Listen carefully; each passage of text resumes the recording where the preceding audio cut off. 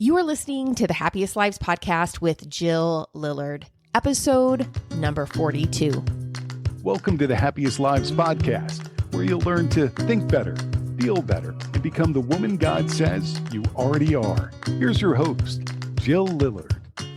Hey, everyone. Welcome back to the podcast. We are going to continue the series, How to Get Your Relationship Back on Track. And today we're going to talk about making deposits in your love bank. And so our love bank is all the positive sentiments, good feelings that we have about our relationship and about the other person. If you're not making deposits in your love bank, you are going to find that you become bankrupt, because every time that you have conflict, anytime there's anything negative going on, that there's a problem, you are withdrawing from the pool of the positive. And if there's nothing to withdraw from, your relationship is going to spiral into negativity that you may not be able to recover from. So we're continually wanting to make slow and steady deposits into that account. The Bible has scriptures that emphasize the importance of enjoying and celebrating our marriage. There's an entire book of the Bible devoted to this, Song of Solomon, that really speaks to delighting in, finding satisfaction in, and being able to take pleasure in being with your spouse. Another verse, Proverbs 5:18 through 19, may your fountain be blessed. May you rejoice in the wife of your youth, a loving doe, a graceful deer. May her breast satisfy you always. May you ever be intoxicated with her love. We read in Ephesians 5:28 through 33, he who loves his wife loves himself, for we are members of his body. For this reason, a man will leave his father and mother and be united to his wife, and the two will become one flesh. Ecclesiastes 9:9, live joyfully with the wife whom you love all the days of your fleeting life, which he has given you under the sun, all the days of vanity and futility. For this is your reward in life and in your work in which you have labored under the sun.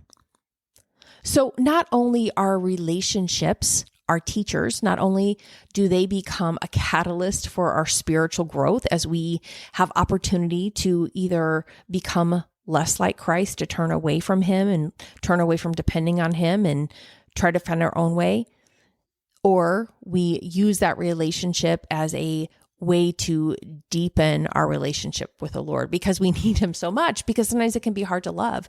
So our relationships can be things that shape us and make us better people as we discover what love really is. But our relationships are also things that we can enjoy. It is natural for us to always look for problems to solve, to try to fix things, to see how things can be better, because we have that blueprint of perfection on our DNA. But it is equally important for us to pause and to actually enjoy the relationship. And I think a lot of us miss out on that. So though your relationship may not be perfect, what I have directed you to do if you want to get your relationship back on track is, number one, create a healing separation. And that is simply seeing your relationship, seeing yourself in the relationship as being part of the greater whole, that you are a cog in the wheel. And so your role is important, it is essential, but rather than focusing on what you can't control, all the other cogs in the wheel, you're going to focus on you, what your role is in the body. What is your role in this relationship, and what can you control in the relationship? You can control your thoughts, your feelings, the way that you're going to show up. So we're going to create a picture of who you want to be in the relationship and reverse engineer that. What does that look like? And so this is going to be a much better use of your energy as opposed to managing the other person and focusing on all the ways that they fall short. The second thing we talked about is regulating your emotions. It's so important to regulate your emotions, because if you can't do that, if you aren't aware of what you're feeling, you're going to be reactive in your relationship. And that may show up as becoming overreactive, more fighting, yelling, engaging in negative ways, or it can be through withdrawing, stonewalling, detaching, disconnecting in an unhealthy way. So when we create a healing separation, we want to ultimately position ourselves to turn toward in a better way. But we can't do that if we don't know how to regulate our emotions and if we're not aware of our emotions. How we respond to our emotions is probably how we are responding to our partner's emotion. We also want to be able to have a flood plan in place when we do become emotionally flooded, when our partner becomes emotionally flooded, so that we can support one another in being able to physiologically self-soothe and processing through the emotions and coming back in a new way to talk about it that's going to be more effective. So the third thing that we want to be able to do to get our relationship back on track is to make deposits in your love bank. So John Gottman of the Gottman Institute has done the research and came up with a number, a fraction 5-1. I'm not entirely sure all the details of where this fraction came from, but to me, it doesn't really matter. I'm a bottom line girl. The bottom line is for every one negative in your relationship, you want to have 5 positives. And so those who are the masters of marriage, those who are doing well at marriage, it's not that they don't have problems. It's not that there's not negativity, but the positivity, the good things overshadow the negative in this number of 5-1. For every one negative, there's 5 positives. And so this is a good way for you to look at your relationship and to evaluate. For every negative, do you have more positives going on? And how much are you investing in the positive? I know our brains, the smarter you are, the more your brain wants to look for the negative. It wants to look for the problems to fix. Our brains gravitate toward negativity. And we have to train our brain to focus on the positive, to nurture the positive, and to even acknowledge the good things that are happening. And so when I have couples come in, when I work with them, I always have them start with what is going well in the relationship. Tell me all the good things. Tell me things that you've enjoyed together, things you've appreciated from your spouse, things you've appreciated from yourself. And sometimes this is a really hard question for couples to answer because their mind so much wants to go toward the problem. They're afraid to acknowledge anything that's going well because it might dismiss or minimize any pain or discomfort that they're feeling. And yet, if they're not able to see the good things, they're never going to be happy in their relationship because good things could be happening and they're not able to receive those. And so that is why I always start those sessions with the positive, because I want to remind them, hey, are you looking for the positive? Do you see what's going well? Are you taking time to enjoy the blessings? Are you taking time to enjoy the good things that are happening? If we aren't able to celebrate and acknowledge our wins and what's going right, then we will always be stuck in negative sentiments. So I wanted to share with you about a couple who I saw. We'll just call them Sarah and James. And their journey is really such a beautiful testament to the effectiveness of being intentional to nurture the positive sentiments and good feelings. And it really speaks to this concept of making deposits in your love bank. So as their therapist, I first met them during a period when they were facing some really big challenges in their marriage, some external stressors, which were putting a lot of pressure on their relationship. So like any couple, they had moments of disagreement and tension. However, what set them apart was their commitment to actively nourish their emotional connection. And they were a pretty young couple. Oftentimes when I start seeing couples, they have been married for a long time and they have sat in the negativity for a long time, and they're coming in because they are feeling desperate and at the end of their rope. And the difference with Sarah and James is they were willing to ask for help. They had a very humble spirit and they were able to ask for help sooner than I think a lot of couples. And so this was such a benefit to them. And so, like I shared with you, I would start their sessions with what is going well. And I remember Sarah at one of our recent sessions, she shared as a positive how she had noticed that James just looked really stressed after he would come home for work, and there was a lot of pressure going on at work. And so instead of allowing that strain to linger, as she had done before, she just made conscious efforts to make deposits in their love bank. And so one way that she found to do that was preparing a meal that she knew he enjoyed, greeting him with a warm embrace, and creating a safe space for him to unwind and share. James, in turn, reciprocated Sarah's kindness, recognizing that she too had a busy schedule and did not necessarily have all the time in the world to prepare this dinner. He helped her clean up the dishes and was thoughtful to communicate appreciation of her efforts.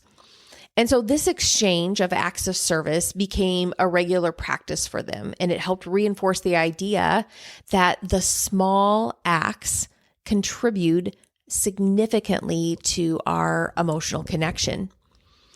Their commitment to active listening was another key element, a way that I saw them make deposits in their love bank.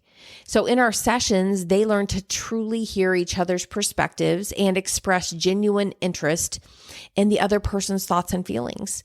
This active listening made each other feel understood, and it served as a consistent deposit in their emotional bank.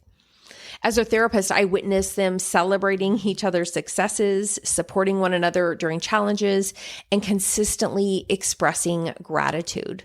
Physical affection, laughter, genuine compliments became routine deposits that enrich their relationship. And this helped take them from a negative place to one that felt more positive. The positive sentiments were overriding the negative. So when conflicts arose, because they still did, they were able to consciously maintain that 5-to-1 ratio. They really strive to find areas where they agreed on things, and they were able to empathize with each other's perspectives, even if it wasn't their same perspective. And they were able to sincerely apologize when they needed to, taking ownership of their actions. Their commitment to resolving conflicts positively ensured that their love bank remained resilient, providing a buffer during more challenging times. I couldn't be prouder of the progress of Sarah and James, and their story underscores the significance of depositing in the love bank. Their journey reminds us all that a thriving relationship is built on a foundation of positive interactions, genuine affection, and a commitment to fostering love and trust. This work, however, did not start outwardly. It didn't start by changing outward actions. It started with a willing spirit, and really it started with a humble attitude. It began by creating a healing separation, taking personal ownership, slowing down to regulate their emotions, and create a vision of who they individually wanted to be in the relationship. And each one of them reverse engineered that outcome using the heart scan process. So, what are the ways that you can build positive sentiments and good feelings in your relationship? How can you make those deposits? What are some of the things that you can do? And what is the mindset that those actions have to come from? I like how Gottman talks about the foundation of our relationship, which is our friendship. And he breaks that down into 3 parts: love maps, fondness and admiration, and turning toward. And so I would summarize that these are the 3 ways that we can make deposits in our love bank. And I like to apply this to my relationship with God. It's the same concepts that I would use to strengthen my relationship in friendships and in my marriage. So the first one is love maps. And so love maps is just the knowledge of who your partner is. It's feeling known and knowing your partner. And that comes by asking questions. That comes from listening so that you can understand what are the things your partner is struggling with. What are the things that made him happy that day? What are the things that he enjoys in life? And so a lot of times we can take for granted that we know our partner. And yet if we're not hitting refresh daily, we can grow really disconnected. And I think that's even true with our relationship with ourselves. A lot happens in your inner world on a daily basis. And if you aren't staying connected to that, you can become very disconnected. And so you can see this spiritually in our relationship with the Lord as well.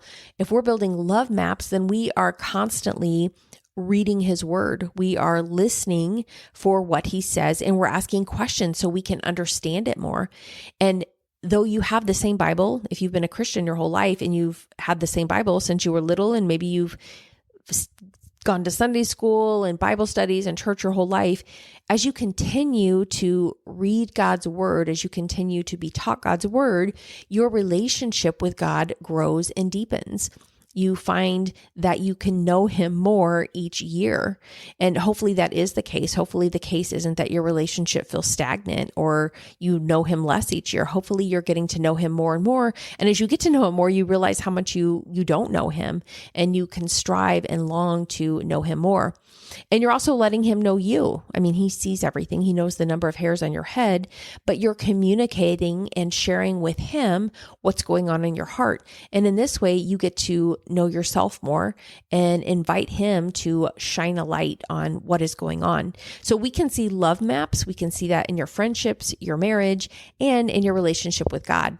The second part of making deposits in your love bank is fondness and admiration. And so spiritually, we can think of this as worship, where we are lifting up the name of God. We are focusing on his attributes. We are focusing on his faithfulness, the good things that he has done. And we can do the same thing in our marriage. When we focus on what is good and right, what we enjoy about our partner, when we acknowledge things that they have done, that they probably have been intentional to do, bids that they have made to connect, ways that they are there for us, ways that they love us. When we acknowledge those things and we verbalize and we express that appreciation, it reinforces it for ourselves, because we're allowing our brain to scan for what is going well, and we're reinforcing that with our partner, that I see you. And I appreciate you, and I love you. And that feels good to be affirmed. It feels good to feel seen. And that is something that you can do in your relationship as you make deposits in your emotional love bank. And the third part of building your friendship and making deposits in the love bank is turning toward. Now, the opposite of turning toward would be turning away, dealing with things on your own. Turning toward, you are making bids to connect. And so you are making bids to connect with your partner, and hopefully they are making bids to connect with you. But you have to acknowledge those bids to connect. Sometimes we overlook them, we dismiss them, we underestimate the value of those things. And so if you want to make better bids to connect, open your eyes, look for little ways your partner's trying to connect with you, and then you can see the value of that thing. I've said it before and I'll say it again. If my husband is sharing sports trivia with me or talking to me about movies, I will have to tell myself he is making a bid to connect. And then I love that. I like that. I want him to try to connect with me, even though I may not know what to do with that information. What I do with it is I just see that he's trying to connect. And so I ask him, like, okay, is that a good thing, a bad thing? How do you feel about that? And then I can value that he's wanting to connect with me. And so what ways are you connecting with your partner? If your partner's love language is acts of service, maybe you step aside alongside them and you help them clean out the dishwasher if they're cleaning out the dishwasher, or if they're folding laundry.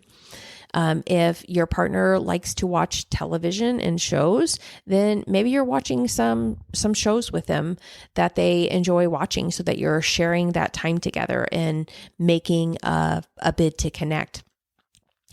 So these are some ways that you can make deposits in your love bank, but it is not going to just happen by focusing on those actions. You want to start inwardly.